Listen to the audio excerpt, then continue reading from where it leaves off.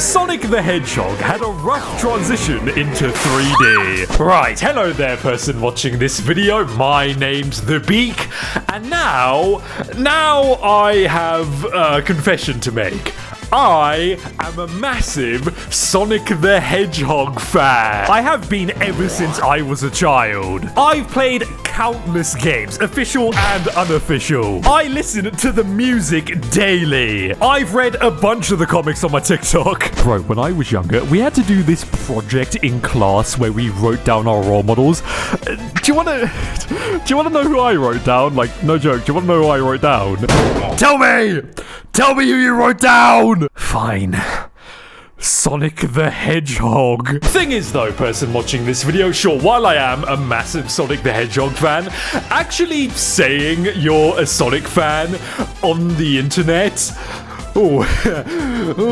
quite a big stigma attached to that for a whole bunch of reasons. But then, at the same time, there is a lot of really cool Sonic content online. And hey, I don't know if this is a nuclear take or anything. Like, I don't know if I'm gonna have to make a break to Vault 111. But I think as time has gone on, it's become more socially acceptable to call yourself a Sonic fan. And Today we're gonna weigh it all up to answer the golden question. So how about you sit down, get comfy, subscribe to the Beak YouTube channel, join my Discord server, and brace yourself, because it's time to figure out whether or not the internet ruined Sonic. Oh, and one more thing. I recently made a channel Instagram. I've got no idea what I'm actually gonna post on it. Probably just photos of my staring face and Ultra Kill references.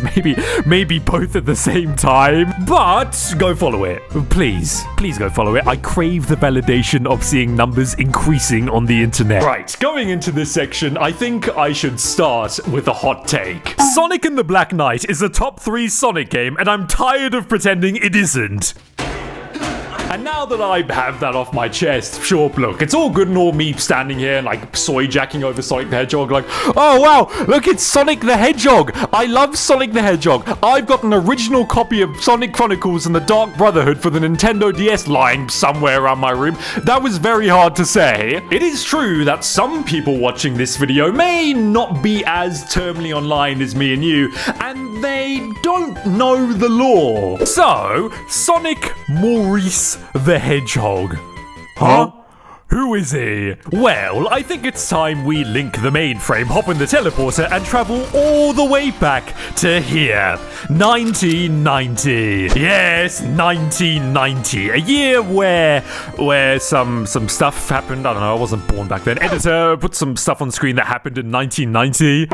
Wow. But, and now this is really important, person watching this video, please look at me when I say this. This is really important. We need to cast our focus to here, Japan, because this is where it all started. You see, back in 1990, the Japanese video game industry was flourishing. It was really kicking off. Hello.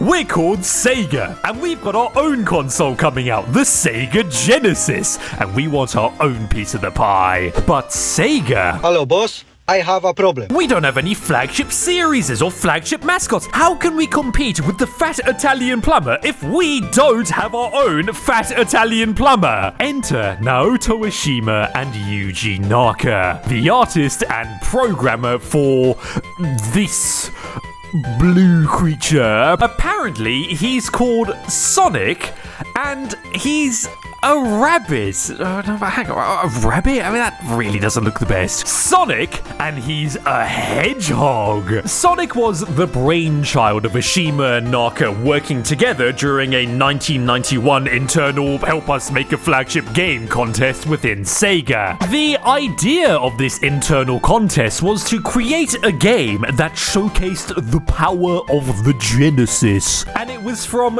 this very contest that a tech demo of Sonic the Hedgehog was born, and Sega loved it. Well, not everyone at Sega. American Sega staff had the opinion that Sonic had no appeal. Like, what is this? A blue hedgehog? American kids aren't gonna like this. Fine, okay, we'll add him as a pack-in game in the Sega Genesis, but this really isn't gonna do well. Oh my god. The American Sega employees were wrong, and very wrong at that. The first Sonic the Hedgehog game, Sonic the Hedgehog, was a massive success. And Sega now had a very recognizable mascot on their hands. And person watching this video, what happens when something does well? It's time to make more. More characters, more games, spin-off games, merch, TV shows, collabs with huge brands. Dead sucker. Money. So much money. People even started making their own Sonic OCs. If you type your name into Google with the hedgehog next to it, do you want to know what you'll find? Millions and millions and millions and millions of OCs. Hang on, that gives me an idea. Let me just go here real quick. Create your own Sonic character. The Beak. The Hedgehog. Now, what should I make him look like? What should I make him look like? I need to think about it. Give me a minute. For now, though, as I was saying, Sonic was juicing. But then, it happened. 2006. Now, if you're a Sonic the Hedgehog fan just like me, you probably just had a PTSD attack because 2006, was the year where Sonic... It's no use! It's no use! Oh, no. You see, back in 2006, Sega decided, hey, you know what? Sure, while Sonic is popular, we think he's in need of a little bit of a reboot. We need to make him a bit edgier, a bit more gritty. We need to make him a bit more realistic. And hey, it is his 50th anniversary coming up, so now's the perfect time to do it. Sir, you remember what happened the last time we made an edgier game, right? Like, people really didn't like it. Security, remove him. The plan was in motion. 2006 would be the year where Sonic gets rebooted and becomes more successful than ever before. Sonic the Hedgehog is going to be our biggest game ever. I can feel the money now. Ooh, I can feel the money in my hands. I'm going to buy myself a brand new... Sir, how the fuck are you back in here? The people hate it!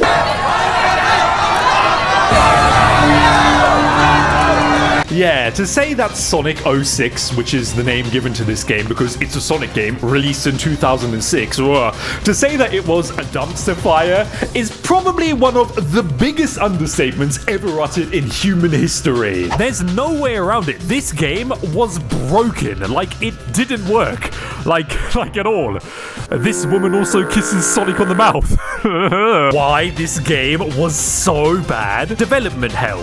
This game's development was a mess. From Yuji Naka leaving to form his own studio, Probe, to the internal team developing the game getting split in two so Sega could simultaneously start developing a game for the Nintendo Wii, Sonic and the Secret Rings, Make Beliefs Reborn.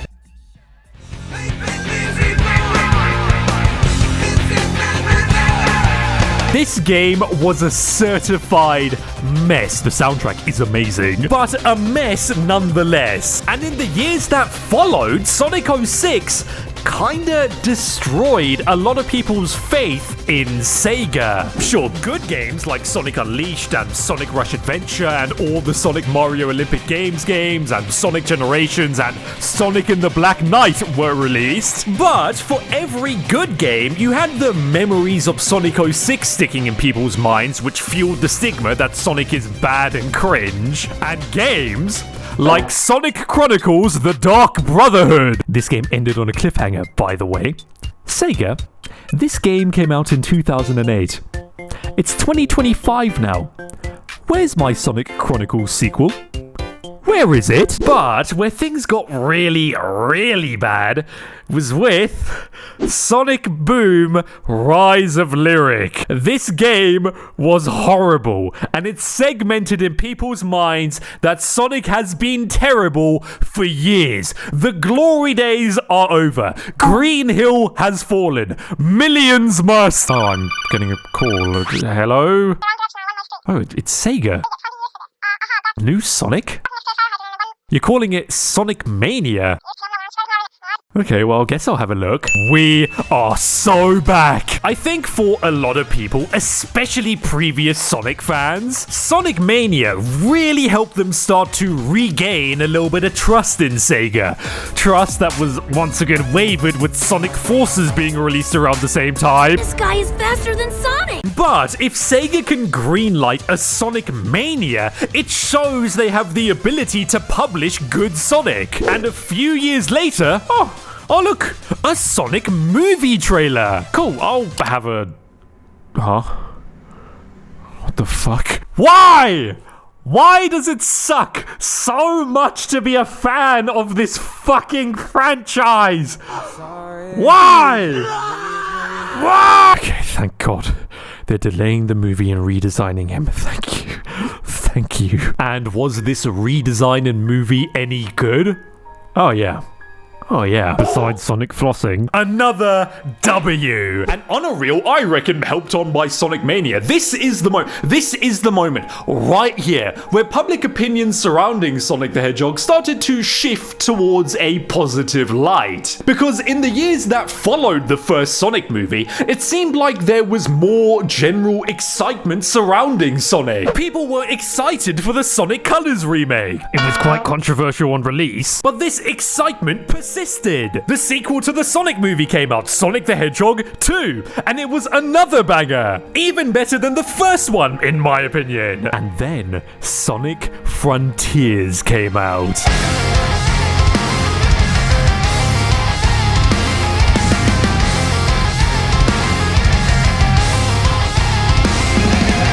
Sure, while it does have its problems, people saw this game as a massive win and a really good step towards a new direction for Sonic. I, for one, thoroughly enjoy this game. A little bit of personal beak lore here. I'm actually super surprised at how good it was compared to its trailers. Like, when I first saw its trailers, I thought it was gonna be ass. Turns out it was gas. Metal Gear Rising, but Raiden is Sonic. And then the Year of Shadow happened. Sonic.exe Shadow Generations, the third Sonic movie. Lads, we are so back, even more back than before. This movie, oh my god, man, it made me feel emotions I haven't felt for years. Finally, Sonic is good again. The music of this franchise has been carrying me for years, and now I get to say that the content is good too. Do you know how good that feels as a fan of this franchise? Finally, we're back. And you want to know what else feels good? I've decided what color to make my Sonic OC. The beak, the hedgehog, is gonna be green because green is my favorite color. But now a new problem has presented itself. What the fuck am I going to make this guy look like? Round 2 of me using my brain. Let me find my neurons. While I'm using my brain and thinking, and since we have a brief summary of the history of Sonic out the way, I think it's time we cast our focus to the golden question. Did the internet ruin Sonic? And I think a good place to start would be here. The good. Because believe it or not, Sonic content on the internet, it isn't all just strange inflation art and cringe weird OCs. Do I give him a furry belly or a swirly belly? Nah, there is some heat here, like quite a bit of heat. And while I stand here and use my brain and think about good Sonic content on the internet, you wanna know what pops up into my mind instantly? Fan-made Sonic Flash games. Specifically, these ones. Ultimate Flash Sonic, Final Fantasy Sonic X, Super Mario Bros. Z, Sonic RPG. Holy peak. These games had child me in a chokehold. Holy shit, that was so fucking good. Now, I don't know why this was a thing, but back in the day, if you stumbled across a Sonic Flash game, 9 times out of 10, there was heavy Dragon Ball Z influence. I say I don't know why this is a thing, but actually I do. Bad news, person watching this video, I lied on the internet. Why it's a thing? It's because Sonic is pretty much a Dragon Ball Z clone. Oh my god, this is so peak. Look at your screen. Look at how peak this is. This is so fucking cool. But bro, these fan Flash games, oh my god, they were so good. I couldn't really get anywhere in them because child me was shit at video games, but bro, holy shit, they were so peak. Yes, the voice acting doesn't really hold up, and okay, lots of them involve Sonic fighting somebody's Sonic OC like Seal Kadoom the Hedgehog. But man, these games, they hold such a special place in my heart. Super Mario Bros. Z's intro even got remade a few years ago. Look at this. Look at how good this is. Fan made, by the way. This looks official. On a real, I think the death of Flash is one of the saddest things to happen to the internet. It's such a tragedy, man. For me especially, I have so many memories playing Flash games. Like, man, standing here and thinking about it, besides Club Penguin, one of the first ever games I ever played in my entire life was this. It was this. Ultimate Flash Sonic. True story, when I used to live all the way over here in I went to a school that my dad also taught at, and since he was a teacher, we had to get there pretty damn early so he could do, I don't know, teacher stuff. What did I do in the mornings while I waited for school to start? I played Ultimate Flash Sonic, morning after morning after morning, Ultimate Flash Sonic. And to be honest, I think that experience is what morphed me into a massive Sonic fan to begin with. It's such a wholesome memory of mine, and I really don't think I'm alone in saying that. I don't think this is an experience solely linked to me. Nah, God no. I think there are a lot of people in the same boat as me. Their first big Sonic experience, it wasn't even something official. It was something made by fans for fans. Before my parents ever bought me a copy of Sonic and the Black Knight or Sonic Unleashed for the Wii, it was Ultimate Flash Sonic. If you have a similar experience, please let me know in the comments. I'm sure I'm not alone in saying this. I'm sure I'm not the only one. But that's enough of me gushing over and soy jacking and reminiscing about my childhood. Because in the time it's taken me to do all that, good news. My OC is growing. Look, he has hair now. Wow. More importantly though, these games, they are testament to the fact that when you give Sonic fans something to create, some of them cook. Who posted my nudes on Twitter.com? Besides games, you've got fan animations like Nazo Unleashed from back in the day. This one I saw on TikTok the other morning. That one Friday Night Funkin animation where Sonic doesn't have a face for some reason that's better than the Sleep Token song it's based on. Yeah, Sleep Token. Metal for Disney adults. All really, really good. Oh, and by the way, Friday Night Funkin' and Sonic the Hedgehog. Oh my, that's like an entire can of worms in and of itself. There is so much Sonic content and Friday Night Funkin' content linked together. I've come across so much while researching this video. Weirdly enough, lots of it has to do with Sonic.exe. For some reason, like, there's an entire cinematic universe pretty much now attached to that character, and I'm not gonna lie, and it kind of feels a bit weird saying this considering I'm talking about Sonic.exe. Some of it is actually pretty good. Some of it is also pretty fucking funny. Like, I'm sure you've seen this gif. Like, what the fuck? I still don't know what the context of this is. Like, what the fuck? What the fuck is this? But now, I think we should talk about something that I, at least, find quite interesting. Why? Why have people been so compelled to create stuff like this featuring Sonic for years now? Why are people on the internet so fond of this character, even though up until fairly recently he has had quite a bit of a wobbly history? Why is he still so popular? And of course, why do so many people make their own Sonic OCs? Why is his big toe looking at me? Why does he have his dogs out? Well, here's my game theory. After doing a little bit of in-depth and deep and insightful research, which consisted of Googling the phrase, why do people love Sonic? I found a whole bunch of different threads and posts and videos talking about a whole bunch of different things. Obviously, people like Sonic for a whole bunch of different reasons. We aren't all a collective hive mind that think the same thing. But I've narrowed it down to these things. He's cool, the stories, the music, and he's overpowered. Let's focus on the first two, the cool and the stories, because the other two, they don't really need explanations. In most of the games, Sonic is the main star in, and hell, even some of the spin-off ones. Sonic is portrayed as having a bit of a snarky, quippy attitude, but in an endearing way, and being quite carefree. Look, he's doing a flip out of a helicopter, he's running backwards, he's standing in front of the moon. He just cut King Arthur in half. He just threw a chili dog in the sky, caused a tornado, and caught it again. This is pretty damn cool. And it gets even better when,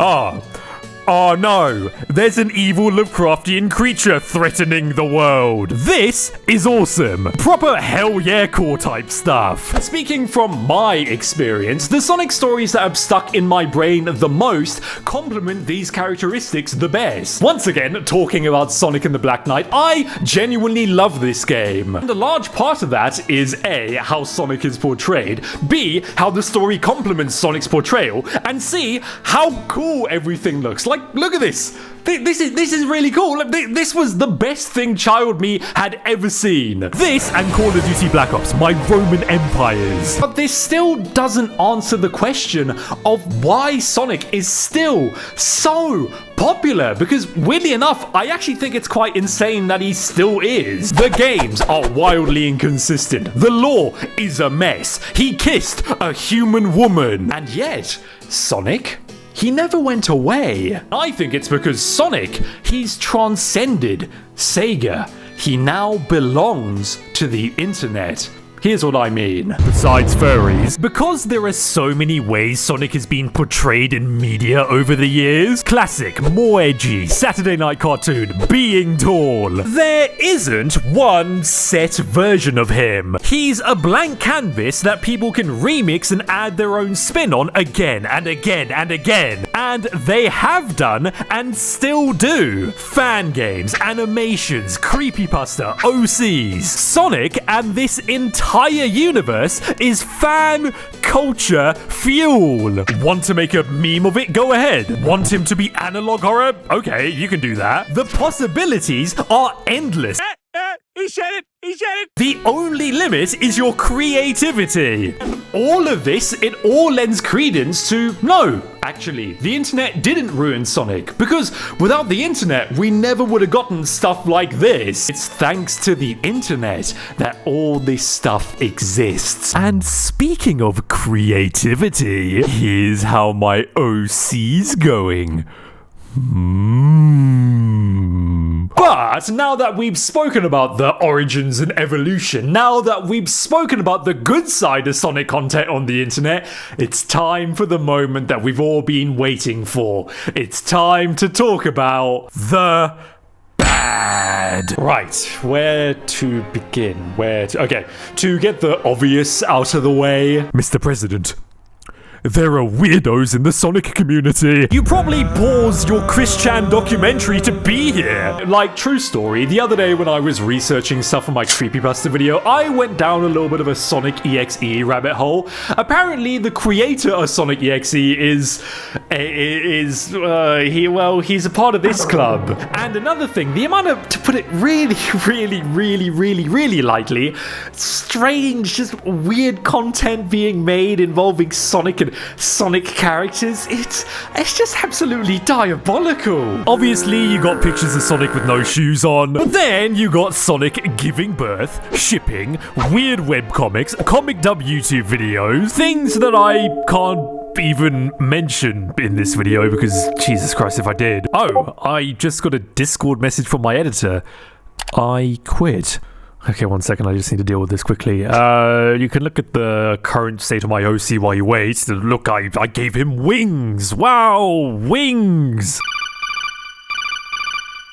Yes. I'm not doing this anymore. Yes, you are. No, I'm not. No, yes, you are. Now, but you see, I think I'm fucking resigning. I mean, what? Do you think you got employee No, rights? what? Fuck you! You signed a blood oath!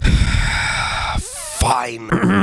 Anyways, grass grows, birds fly, sun shines, and brother, they're weirdos in the Sonic community. And now that we have all that out the way, I want to cast our focus here. YouTube. Now, when it comes to the current state of modern Sonic content on YouTube, I'd be lying to you if I said that it was any good. Sure, there is some heat here, but for the most part, you know how Sonic starts with an S? That S, it stands for slop. I've even slapped a brain rot image of Sonic on the thumbnail of this video. There's so much. Obviously, you got your kids' content slop. Sonic has become a mascot of content farm brain rot over the past few years. Oh, whoa, what's that? Things gotten popular on the internet? Time to flood every corner of YouTube with peak-like level 1 versus level 999 Italian brain-rotted Roblox. Super Sonic birth to a mortal in GTA 5. The Shin Sonic Ultimate unboxing. Can you guess the price? Sonic vs Shadow New Kiss Run Epic Funny. Hang on, I wonder if Benji.exe Scarlet has made a Sonic video. Benji.exe Scarlet Sonic. Oh no. But where Sonic content gets really, really bad in the big 2025, it's when you take Sonic, take AI, and mix the two together. The results? Whatever this is. What the hell is happening? Because this girl keeps calling me names. She did what? We must tell the teacher. Let's fix this. But now, once again, I want to talk about the why. Because sure, while it is really, really easy to point and laugh at content like this, like deservedly so, like what the fuck is this? I personally find talking about the why a lot more interesting. Like, why does this shit, especially AI shit, why does this shit exist? Well, it's pretty obvious, isn't it? Milking a recognizable character to make money. Now, this really isn't a nuclear take. I'm not gonna have to make a jog back to Vault 111. Sonic is stupidly recognizable, and maybe this is a hot take, but I reckon he's one of the most recognizable characters ever made. It's another big reason why he's still so popular. But this recognizability, it comes with massive consequences. Big one being that for lots of channels on YouTube, Sonic, he isn't just a character anymore. No, he's a tool. And his purpose? Generate clicks and ad revenue for massive corporations. And in the big 2025, it's become even easier to use him as a tool thanks to AI. You see, back in the day, people had to actually put in effort when it comes to making Sonic content. People actually had to use their brain and fire their neurons to make content like this and make their own Sonic characters. Back when I was a kid, I didn't have some AI tool that I could slap a prompt into, say, generate me a Sonic OC character. Like, I had to use my brain and create my own, like I'm doing right now. You know how much brain power I've had to use to choose between happy eyes and angry eyes? You know how much of my brain I had to use? All of it. But nowadays, making Sonic content, it's pretty damn easy. All you have to do is click on an AI and ask it to generate you something. The internet is flooded with this slop. Oh, and by the way, YouTube isn't the only place where slop Sonic content gets made. Of course, you got bootleg games and bootleg merch and all of that type of stuff. And I think all of this, it all contributes to a point where people say, well, yeah, the internet did kind of ruin Sonic. Even me, as a massive Sonic fan, I can see where people who may think this are coming from. Because it's True. This content is a thing because of the internet. These weirdos conduct their weirdo activity mostly on the internet. Now I think it's time we circle back to the main question of this video. The golden question. Did the internet ruin Sonic? In some ways, yes. It did. It's clear to see. We just spoke about all that. But in other ways, I think the internet actually improved Sonic and made it even better. And to be honest, I am leaning towards the no, it didn't ruin it side. Because if it wasn't for the internet, I wouldn't have been able to experience the majority of the stuff that made me such a massive Sonic fan to begin with. Look at him. The beak. The hedgehog. Oh, this is just peak creativity. I've really outdone myself here. I mean, look at how the colours complement each other. The greens and the reds and the oranges and the shoes and the funny hair. Huh? Wait. What the fuck? Subscribe to the Beak.